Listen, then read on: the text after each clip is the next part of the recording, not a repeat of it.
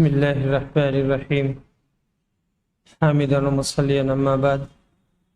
ناظرین السلام علیکم ورحمۃ اللہ وبرکاتہ.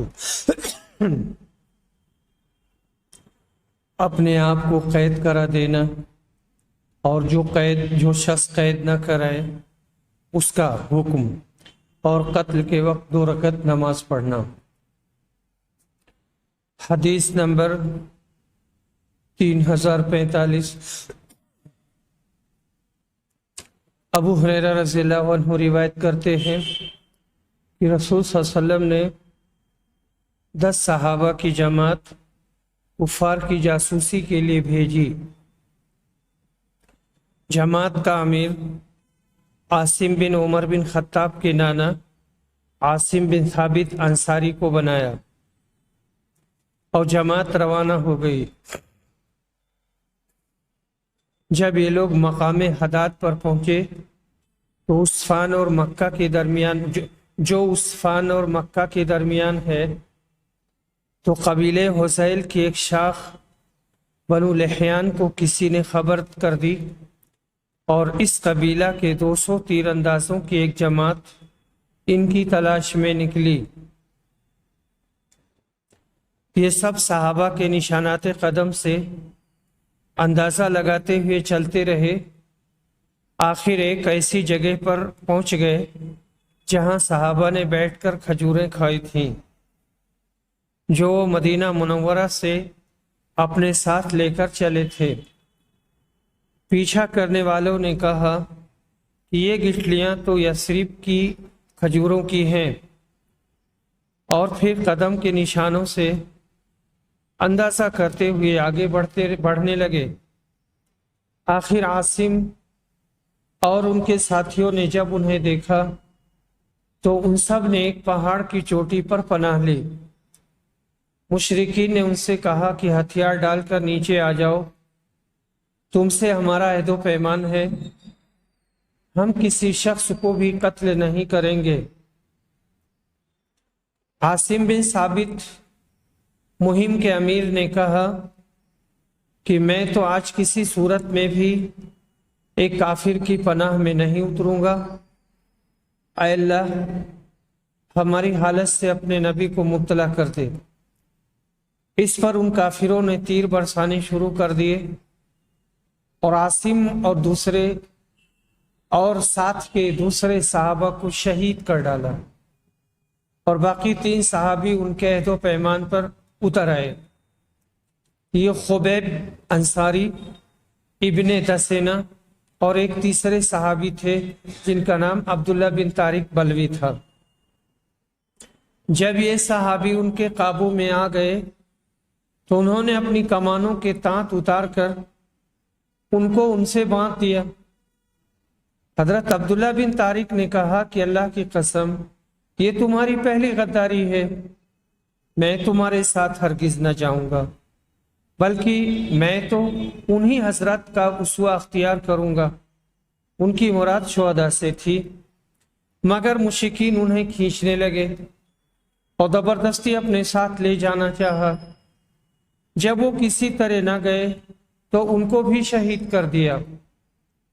اب یہ خبیب اور ابن دسینہ کو ساتھ لے کر چلے اور ان کو مکہ میں لے جا کر بیچ دیا. یہ جنگ بدر کے بعد کا واقعہ ہے. خبیب کو حارث بن عامر بن نوفل بن مناف کے لڑکوں نے خرید لیا. خبیب نے ہی بدر کی لڑائی میں حارث بن عامر کو قتل کیا تھا. آپ ان کے یہاں کچھ دنوں تک قیدی بن کر رہے. زہری نے بیان کیا کہ مجھے عبید اللہ بن عیاس نے خبر دی اور انہیں حارث کی بیٹی زینب نے بتایا کہ جب ان کو قتل کرنے کے لیے لوگ آئے تو زینب سے انہوں نے منہ زیر ناف موڑنے کے لیے استرا مانگا. منہ زیر ناف موڑنے کے لیے استرا مانگا، انہوں نے استرا دے دیا. زینب نے بیان کیا کہ پھر انہوں نے میرے ایک بچے کو اپنے پاس بلایا. جب وہ ان کے پاس گیا تو میں غافل تھی زینب نے بیان کیا کہ پھر جب میں نے اپنے بچے کو ان کی ران پر بیٹھا ہوا دیکھا اور استرا ان کے ہاتھ میں تھا تو میں اسے بری طرح گھبرا گئی۔ میں اس سے زبردست طریقے سے گھبرا اٹھی کہ خبیب بھی میرے چچہرے سے سمجھ گئے۔ انہوں نے کہا تمہیں اس کا خوف ہوگا کہ میں اسے قتل کر ڈالوں گا؟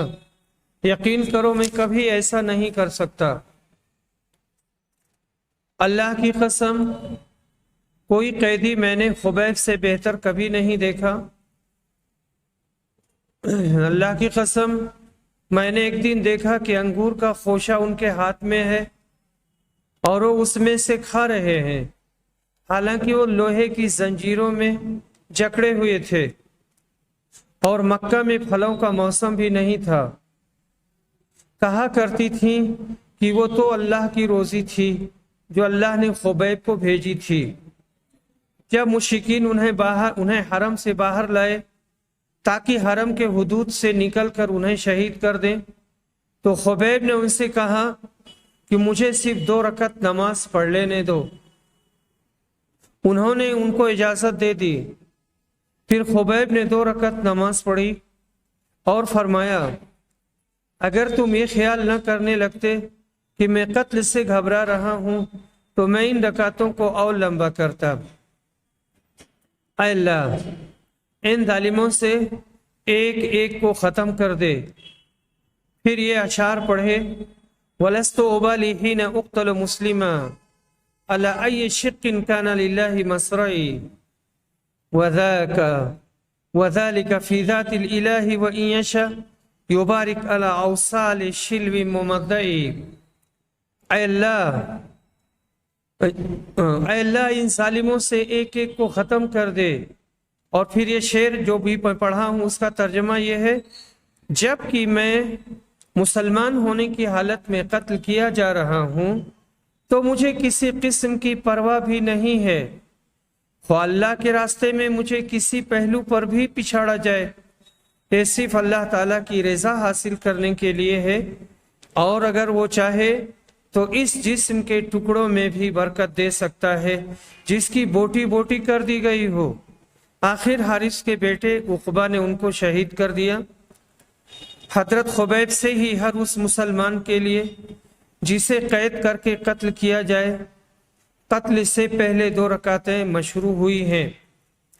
ادھر حادثہ کے شروع ہی میں حضرت عاصم بن ثابت جو اس مہم کے امیر تھے انہوں نے دعا کی، اللہ تعالیٰ نے قبول کر لی کہ اے اللہ ہماری حالت کی خبر اپنے نبی کو دے دے، اور نبی صلی اللہ علیہ وسلم نے اپنے صحابہ کو وہ سب حالات بتا دیے تھے جن سے یہ مہم دوچار ہوئی تھی۔ کفار قریش کے کچھ لوگوں کو جب معلوم ہوا کہ حضرت عاصم شہید کر دیے گئے تو انہوں نے ان کی لاش کے لیے اپنے آدمی بھیجے تاکہ ان کے جسم کا کوئی حصہ کاٹ لیں جس سے ان کی شناخت ہو سکتی ہو۔ عاصم نے بدر کی جنگ میں کفار قریش کے ایک سردار عقبہ بن ابی معیط کو قتل کیا تھا، لیکن اللہ تعالیٰ نے بھیڑوں کا ایک چھتا عاصم کی لاش پر قائم کر دیا۔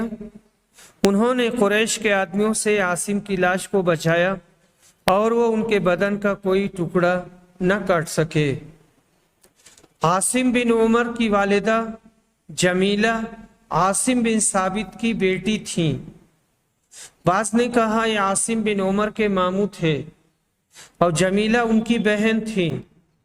خیر ان 6 آدمیوں کو آپ نے اصل اور قارہ والوں کی درخواست پر بھیجا تھا۔ وہ جنگ احد کے بعد نبی صلی اللہ علیہ وسلم کے پاس آئے اور آپ سے عرض کیا ہم مسلمان ہونا چاہتے ہیں، ہمارے ساتھ چند صحابہ کو کر دیجئے جو ہم کو دین کی تعلیم دے۔ آپ نے مرثد بن ابی مرثد اور خالد بن بکیر، خبیب بن عدی، زید بن دسنہ اور عبداللہ بن طارق کو ان کے ساتھ بھیجا۔ راستے میں بنو لحیان کے لوگوں نے ان پر حملہ کیا اور دغا سے مار ڈالا۔ باب و فقار کی لاسیر مسلمان قیدیوں کو آزاد کرانا۔ اس بارے میں ابو موسیٰ نبی صلی اللہ علیہ وسلم سے حدیث روایت کرتے ہیں کہ حدیث نمبر 3046 ابو موسیٰ اشعری روایت کرتے ہیں کہ نبی رسول صلی اللہ علیہ وسلم نے فرمایا، آنی کا مطلب ہوتا ہے قیدی کو چھڑانا، قیدی چھڑاؤ، بھوکے کو کھلایا کرو اور بیمار کی عیادت کرو۔ یہ تینوں نیکیاں ایمان و اخلاق کی دنیا میں بڑی اہمیت رکھتی ہیں۔ مظلوم قیدی کو آزاد کرانا اتنی بڑی نیکی ہے جس کے ثواب کا کوئی اندازہ نہیں کیا جا سکتا۔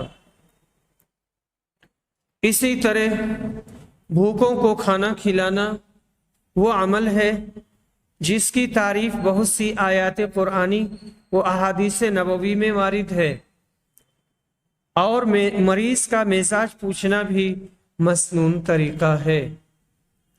حدیث نمبر 3047 ابو جحیفہ روایت کرتے ہیں کہ میں نے علی سے پوچھا، آپ حضرات اہل بیت کے پاس کتاب اللہ کے سوا اور بھی کوئی وحی ہے؟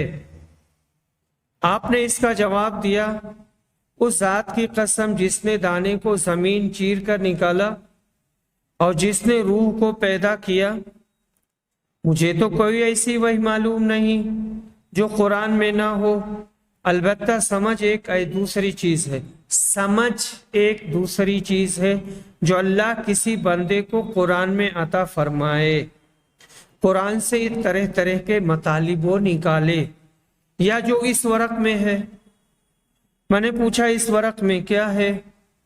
انہوں نے بتلایا کہ دیت کے احکام اور قیدی کا چھڑانا اور مسلمان کا کافر کے بدلے میں نہ مارا جانا، یہ مسائل اس ورق میں لکھے ہوئے ہیں، اور بس۔ اس سے ان شیعہ لوگوں کا رد ہوتا ہے جو کہتے ہیں معاذ اللہ قرآن کی اور بہت سی آیتیں تھیں جن کو نبی صلی اللہ علیہ وسلم نے فاش نہیں کیا، بلکہ خاص حضرت علی اور اپنے اہل بیت کو بتلائیں۔ یہ سری جھوٹ ہے۔ نبی اکرم جب اکیلے بے یار و مددگار مشرکوں میں پھنسے ہوئے تھے، اس وقت تو آپ نے کوئی بات چھپائی ہی نہیں، اللہ کا پیغام بے خوف و خطر سنا دیا، جس میں مشرکین کی اور ان کے معبودوں کی کھلی برائیاں تھیں۔ پھر جب آپ کے جانثار و فدائی سدہ صحابہ موجود تھے، آپ کو کسی کا کچھ بھی ڈر نہ تھا، آپ اللہ کا پیغام کیسے چھپا کر رکھتے؟ اب رہیں وہ روایتیں جو شیعہ اپنی کتابوں میں اہل بیت سے نقل کرتے ہیں، تو ان میں اکثر جھوٹ اور غلط اور بنائی ہوئی ہیں۔ ترجمہ باب لفظ وَلَا يُقْتَلُ مُسْلِمٌ بِكَافِرٍ سے نکلا۔ قسطلانی نے کہا، جمہور علماء اور اہل حدیث کا یہی قول ہے کہ مسلمان کافر کے بدلے قتل نہ کیا جائے گا، اور صحیح حدیث سے یہی ثابت ہے۔ لیکن امام ابو حنیفہ نے ایک ضعیف روایت سے، جس کو دارقطنی نے نقل کیا ہے، کہ مسلمان ذمی کافر کے بدلے قتل کیا جائے گا، اس کا فتویٰ انہوں نے دیا ہے، پر یہ روایت صحیح نہیں ہے اور قابل استدلال نہیں ہے۔ باب فداء المشرکین، مشرکین سے فدیہ لینا۔ حدیث نمبر 3048 انس بن مالک روایت کرتے ہیں کہ انصار کے بعد لوگوں نے رسول صلی اللہ علیہ وسلم سے اجازت چاہی اور عرض کیا، اے اللہ کے رسول، آپ ہمیں اس کی اجازت دے دیں کہ ہم اپنے بھانجے عباس بن عبد المطلب کا فدیہ معاف کر دیں۔ لیکن آپ نے فرمایا، ان کے فدیہ میں سے 1 درہم بھی نہ چھوڑو۔ حدیث نمبر 3049 انس بن مالک روایت کرتے ہیں کہ نبی صلی اللہ علیہ وسلم کی خدمت میں بحرین کا خراج آیا، تو حضرت عباس خدمت نبوی میں حاضر ہوئے اور عرض کیا، یا رسول اللہ، اس مال سے مجھے بھی دیجیے، کیونکہ بدر کے موقع پر میں نے اپنا اور عقیل دونوں کا فدیہ ادا کیا تھا۔ آپ نے فرمایا پھر آپ لے لیں۔ چنانچہ آپ نے انہیں ان کے کپڑے میں نقدی کو بندھوا دیا، انہوں نے بھر بھر کے لے لیا۔ حدیث نمبر 3050، جبیر بن مطعم یہ روایت کرتے ہیں کہ بدر کے قیدیوں کو چھڑانے نبی صلی اللہ علیہ وسلم کے پاس آئے، وہ ابھی اسلام نہیں لائے تھے۔ انہوں نے بیان کیا کہ میں نے سنا کہ نبی صلی اللہ علیہ وسلم نے مغرب کی نماز میں سورہ طور پڑھی۔ ہر دو احادیث میں مشرکین سے فدیہ لینے کا ذکر ہے۔ مشرکین خواہ اپنے عزیز رشتہ دار ہی کیوں نہ ہو، اصل رشتہ دین کا رشتہ ہے، یہ ہے تو سب کچھ ہے، یہ نہیں تو کچھ بھی نہیں۔ حضرت عباس کے فدیہ کے بارے میں آپ کا ارشاد گرامی بہت سی مصلحتوں پر مبنی تھا۔ وہ آپ کے چچا تھے، ان سے ذرا سی بھی رعایت برتنا دوسرے لوگوں کے لیے سوء ظن کا ذریعہ بن سکتا تھا، اسی لیے آپ نے فرمایا جو حدیث میں مذکور ہے۔ باب الحربی اذا دخل دار الاسلام بغیر امان، اگر حربی کافر مسلمانوں کے ملک میں بغیر امان کے چلا آئے تو اس کا قتل کرنا اور مار ڈالنا درست ہے۔ حدیث نمبر 3051، سلمہ بن اکوع روایت کرتے ہیں کہ نبی صلی اللہ علیہ وسلم کے پاس سفر میں مشرکوں کا ایک جاسوس آیا۔ آپ غزوہ حوازن کے لیے تشریف لے جا رہے تھے۔ وہ جاسوس صحابہ کی جماعت میں بیٹھا، باتیں کی، پھر واپس چلا گیا تو نبی صلی اللہ علیہ وسلم نے فرمایا اسے تلاش کر کے مار دو۔ چنانچہ اسے سلمہ بن اکوع نے قتل کر دیا اور حضرت صلی اللہ علیہ وسلم اس کے ہتھیار اور اوزار قتل کرنے والے کو دلوا دیے۔ باب یقاتل عن اہل الذمہ ولا یسترقون، ذمی کافروں کو بچانے کے لیے لڑنا، ان کو غلام لونڈی نہ بنانا۔ جیسے اسلامی مملکت میں یہ لوگ رہتے ہیں تو پھر ایسی صورت میں حاکم کی ذمہ داری ہے کہ ان کی حفاظت کریں اور ان کو لونڈی غلام نہیں بنائیں گے۔ ذمی وہ کافر جو مسلمانوں کی امان میں رہتے ہیں، ان کو جزیہ دیتے ہیں، ایسے کافروں کے جان و مال کی حفاظت مسلمانوں کے ذمے ہے۔ اگر وہ عہد توڑ ڈالیں اور مسلمانوں کو دغا دیں تب تو ان کو مارنا اور ان کا لونڈی غلام بنانا درست ہوگا، ورنہ نہیں۔ حدیث نمبر 3052، حضرت عمر رضی اللہ عنہ روایت کرتے ہیں، یعنی وفات سے تھوڑی دیر پہلے فرمایا کہ میں ان کو خنجر مارا گیا تھا، تو وفات سے تھوڑی دیر پہلے فرمایا کہ میں اپنے بعد آنے والے خلیفہ کو اس کی وصیت کرتا ہوں کہ اللہ تعالی اور اس کے رسول کا ذمیوں سے جو عہد ہے اس کو پورا کرے، اور یہ کہ ان کی حمایت میں ان کے دشمنوں سے جنگ کرے اور ان کی طاقت سے زیادہ کوئی بوجھ ان پر نہ ڈالے۔ ذمی ان غیر مسلم لوگوں کو کہتے ہیں جو اسلامی حکومت کے حدود میں رہتے ہیں۔ اسلام میں ایسے تمام غیر مسلموں کی جان و مال اور عزت و آبرو مسلمانوں کی طرح ہے، اور اگر ان پر کسی طرف سے کوئی آنچ آتی ہو تو حکومت اسلامی کا فرض ہے کہ ان کی حفاظت کے لیے ان کے دشمنوں سے اگر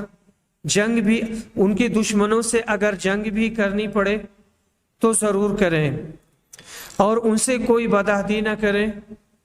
آخر میں جزیہ کی طرف اشارہ ہے کہ وہ اسی قدر لگایا جائے جسے وہ بخوشی برداشت کر سکیں اور ادائیگی کر سکیں۔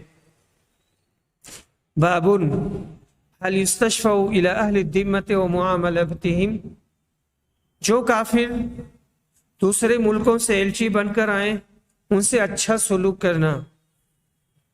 वफ्द यानी वो जमात जो अपने मुल्क वालों की तरफ से बतौर सफारत के आती है। इस बाब में इमाम बुखारी ने कोई हदीस बयान नहीं की। बाज़ नुस्खों में ये बाब मुअख्खर और बाब हल इस्तशफा मुक़द्दम है और ये ज़्यादा मुनासिब है, क्योंकि हज़रत इब्न अब्बास की हदीस इस बाब के मुताबिक है और बाब हल इस्तशफा से उसकी मुताबिकत मुश्किल है। मैं कहता हूँ इमाम बुखारी ने इन दोनों अबवाब के लिए इब्न अब्बास की हदीस बयान की है। वफ्द के साथ उम्दा सलूक करने का तो इसमें साफ मज़कूर है। अब ज़िम्मियों की सिफारिश तो इसकी नफ़ी इमाम बुखारी ने आपके इस फरमान से निकाली कि मुशरिकों को जज़ीरे अरब के बाहर कर देना। मालूम हुआ कि उनकी सिफारिश ना सुनना चाहिए और उनके साथ जो मामला आपने किया यानी इखराज, उसका भी इस हदीस में जिक्र है। बाबो जवाइज़िल वफ़्दी, ज़िम्मियों की सिफारिश और उनसे कैसा मामला किया जाए। हदीस नंबर 3053 मुत्तफ़क़ अलैह।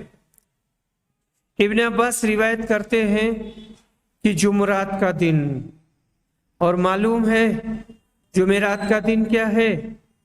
फिर आप इतना रोए कि कंकरियां तक भीग गईं, यानी इब्न अब्बास।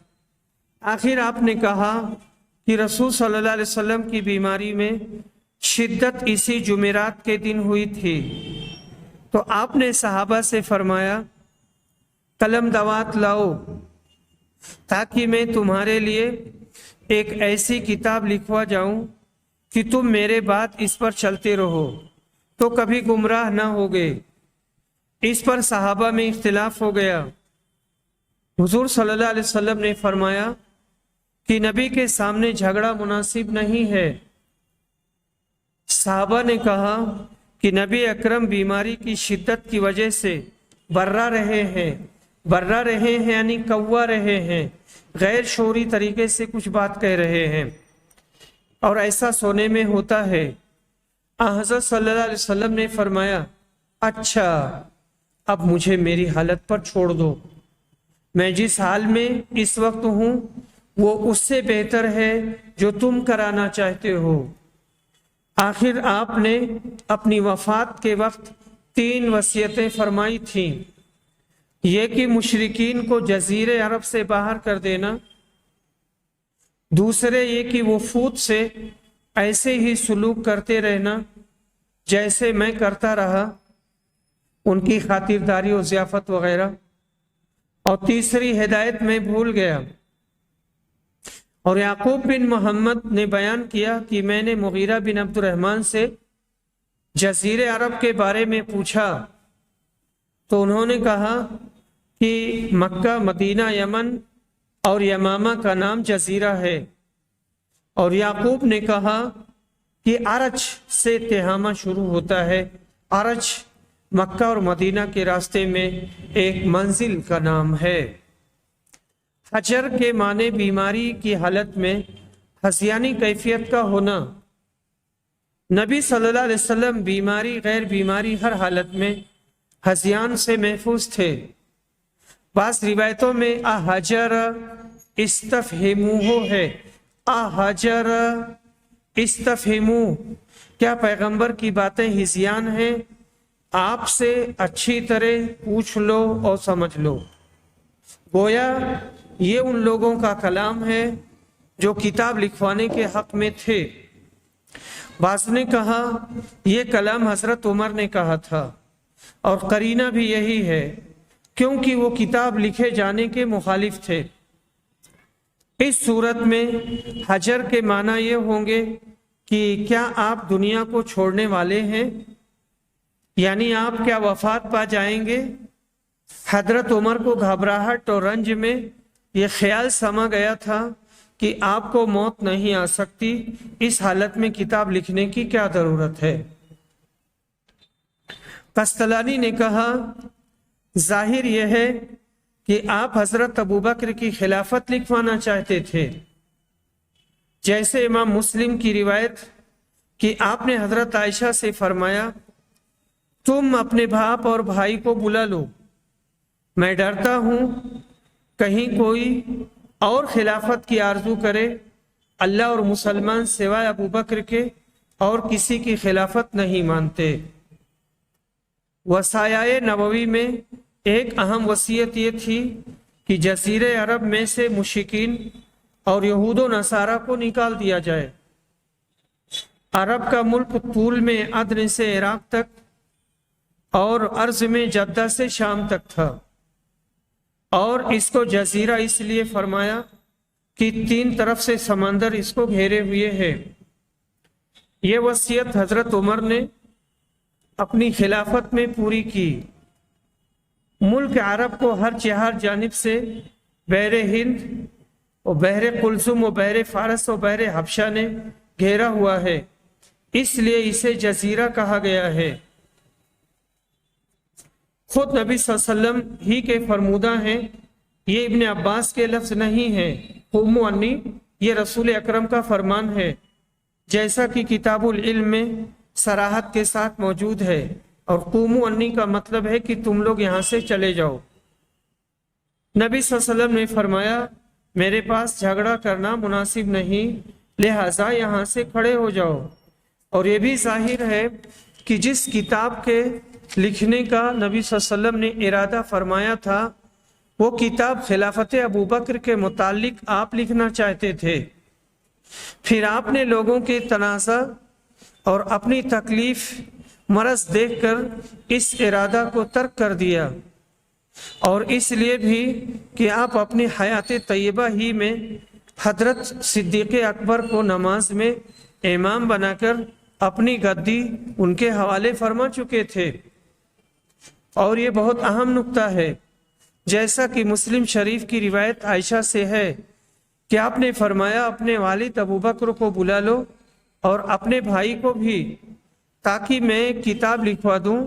میں ڈرتا ہوں کہ میرے بعد کوئی خلافت کی تمنا لے کر کھڑا ہو اور کہے میں اس کا زیادہ مستحق ہوں، حالانکہ اللہ پاک نے اور جملہ ایمان والوں نے اس عظیم خدمت کے لیے ابو بکر ہی کو منتخب کیا ہے۔ اور بزار میں انہی کی روایت سے یوں ہے کہ آپ نے شدت مرض میں فرمایا میرے پاس دوات کاغذ وغیرہ لاؤ کہ میں ابو بکر کے لیے دستاویز لکھوا دوں تاکہ لوگ اس پر اختلاف نہ کریں۔ پھر فرمایا کہ اللہ کی پناہ اس سے کہ لوگ خلافت ابو بکر میں اختلاف پیدا کریں۔ پس حضرت صدیق اکبر کی خلافت پر یہ نص صریح ہے۔ باب التجمل للوفد، وفود سے ملاقات کے لیے اپنے آپ کو آراستہ پیراستہ کرنا۔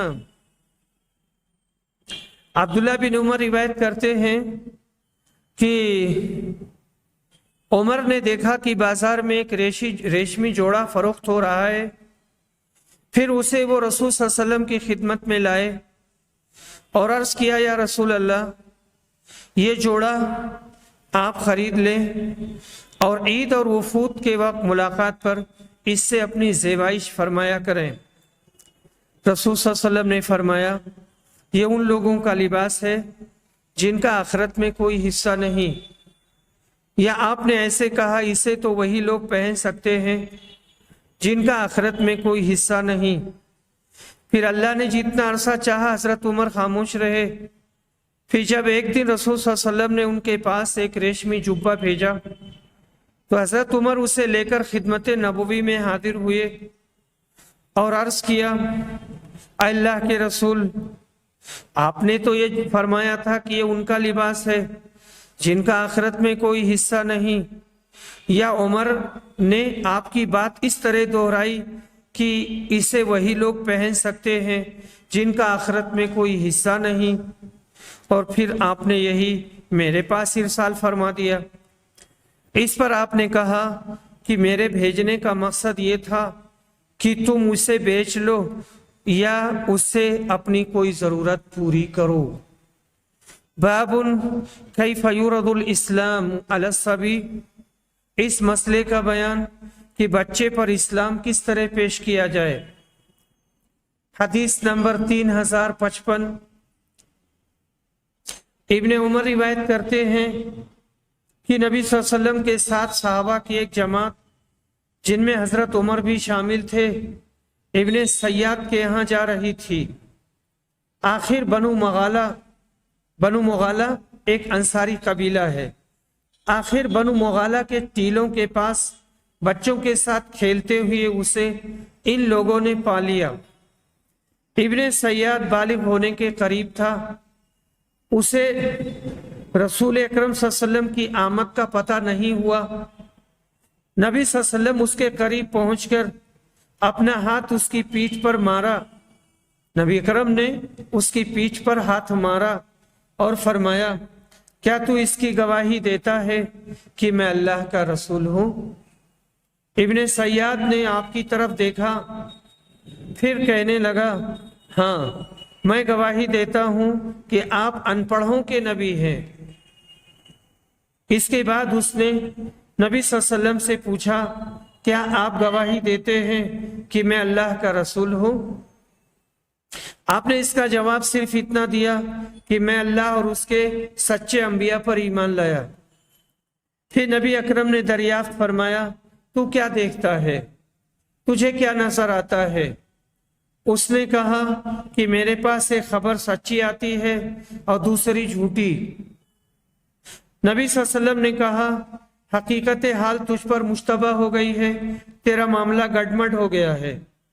नबी अकरम ने फरमाया, अच्छा, मैंने तेरे लिए अपने दिल में एक बात सोची है, बता वो क्या है? इब्ने सैयाद बोला कि वो धुआं है। हुजूर अकरम ने फरमाया, वो असल में उसने कहा था दुख, और दुख तो हुजूर अकरम ने फरमाया, जलील हो कमबख्त, तो अपने हैसियत से आगे ना बढ़ सकेगा। हजरत उमर ने कहा, अल्लाह के रसूल, मुझे इजाजत हो तो मैं इसकी गर्दन मार दूं।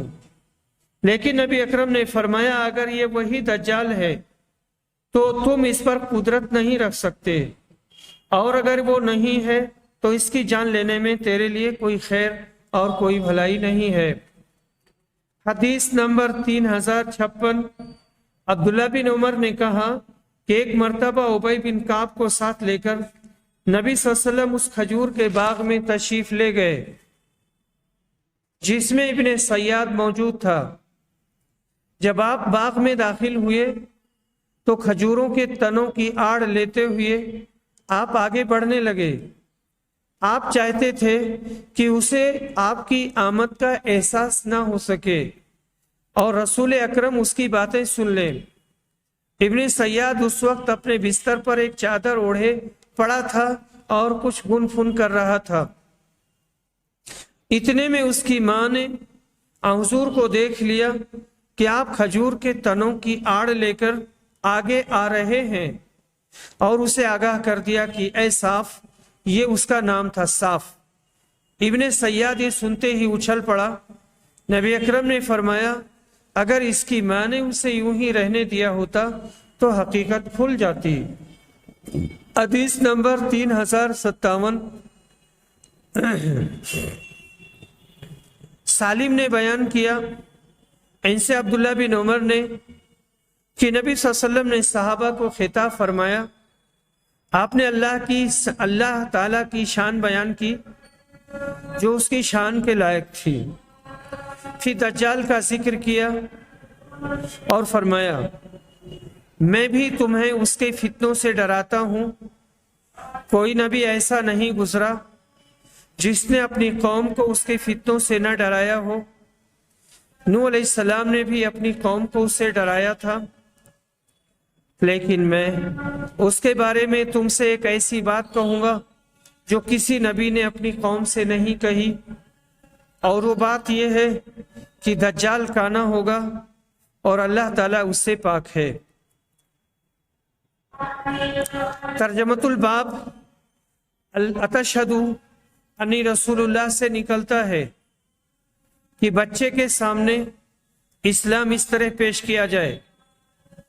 نبی صلی اللہ علیہ وسلم کو ابن سیاد سے چند باتیں دریافت کرنا منظور تھیں۔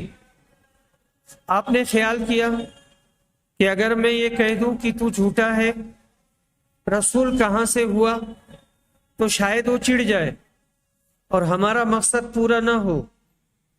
اس لیے ایسا جامع جواب دیا کہ ابن سیاد چڑا بھی نہیں، اس کی پیغمبری کا انکار بھی نکل آیا۔ نبی صلی اللہ علیہ وسلم نے فرمایا یوم اتت السماء بدخان مبین کا تصور فرمایا تھا، یعنی یہ کہا تھا کہ میں نے اپنے من میں ایک بات لی ہے، وہ یہی آیت تھی۔